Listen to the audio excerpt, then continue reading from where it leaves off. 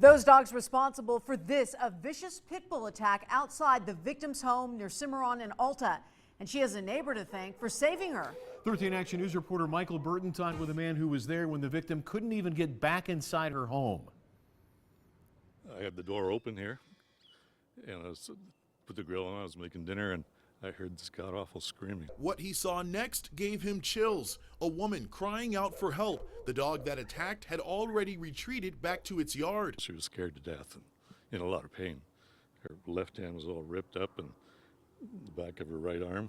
One day later, and the victim's blood still remains. From here, she struggles to make it to her front door, dripping blood from her arm, staining the sidewalk. When she finally makes it to her door, she doesn't even have the strength to open it. That's when a neighbor comes to her rescue. The neighbor across the street, he was hanging out the window, and I said, call an ambulance, there's a hell of a lot of blood here.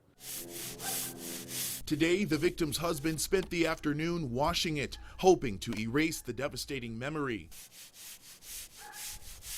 Neighbors say they don't know how the dog escaped the yard because by the time they saw the victim, the dog was back in it. Today, we saw the victim out in public for the first time since leaving the hospital last night. In fact, she was headed back to the hospital for a checkup. Neighbors tell me this entire family of pit bulls is extremely aggressive to the point that one of them even broke down part of this fence. That's why it's now boarded up. They're not fun.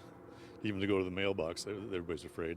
As for the pit bull responsible for this attack, he's on a 10-day hold at the City of Las Vegas Animal Shelter while the victim decides whether to press charges. Reporting from Cimarron and Alta, Michael Burton, 13 Action News.